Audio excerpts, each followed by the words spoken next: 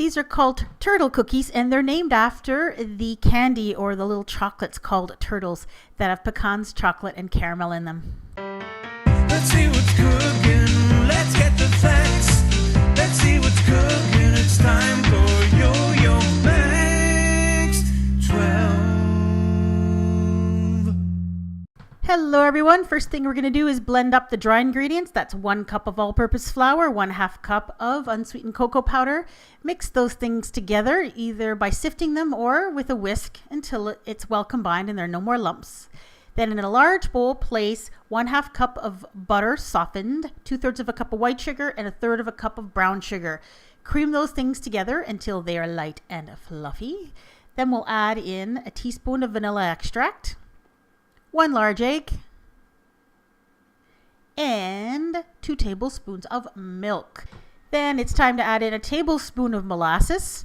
And it's a good idea to stop your mixer when you're doing this because you can see the molasses kind of went on the beaters and all up the sides of the bowl. So I stopped it, just took some time to scrape down the sides of the bowl, which is a good idea to do it with a mixer anyway. And then I added in the dry ingredients, the flour and the cocoa, a little bit at a time until it was all incorporated. Now you're going to notice right away when you make this that this particular cookie batter is pretty thin. It's not very thick and not very stiff at all. So what we have to do is refrigerate this to stiffen it up to make it easier to handle. So wrap it with plastic wrap, put it in the refrigerator for a couple of hours to chill or until it's easy to work with. And this will happen faster if you make a disc shape with your dough rather than a big chunk like that. Now for the topping for these cookies, that's 1 cup of pecans chopped, as well as 1/2 cup of mini chocolate chips. Blend those together and put them in a shallow dish.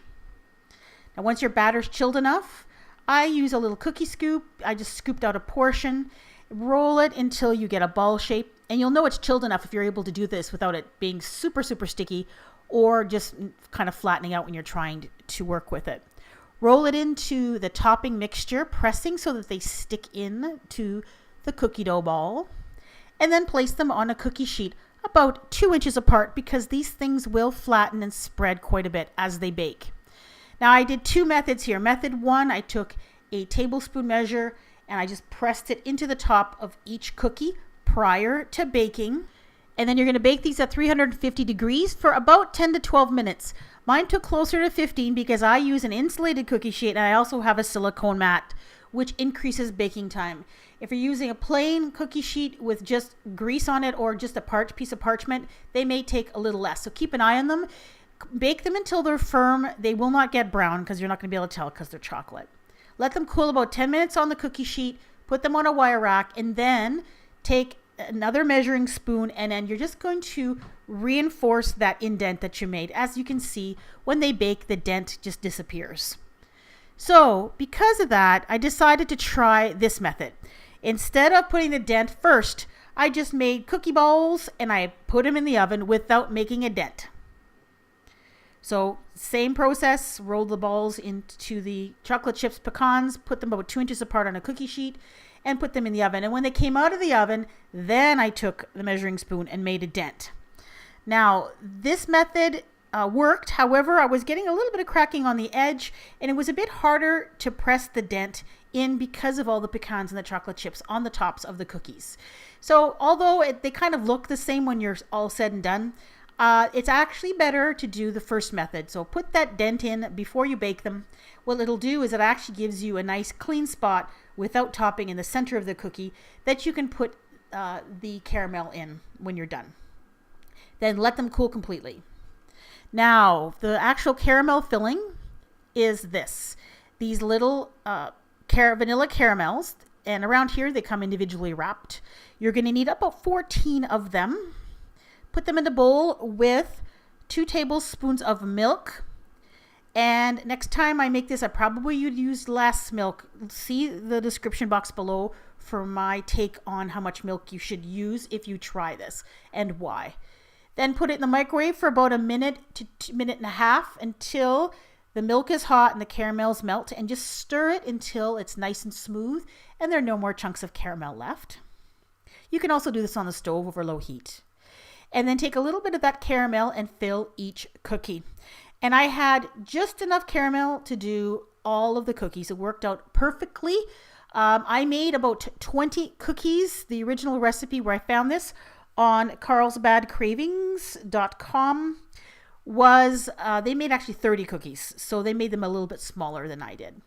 And then finally, take some melted chocolate in a Ziploc bag with the corner cut off and just drizzle it over top as a decoration.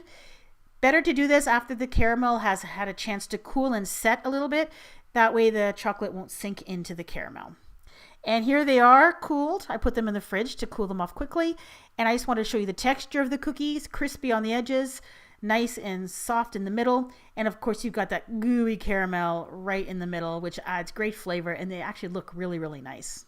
This is a delicious chocolate cookie that has great flavor with the caramel and all those lovely pecans on them. The only thing I would change is I would use a little bit less milk in the caramel because I prefer my caramel a little bit less runny. But that is a complete personal preference issue. Now, when you store these cookies, you can stack them one on top of the other. Just make sure there's a layer of waxed paper in between them so that they don't stick together. Make sure they are level as well so the caramel doesn't flow out.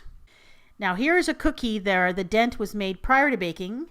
And as you can see, there's very little toppings around the caramel center. And this is the one that actually probably worked better.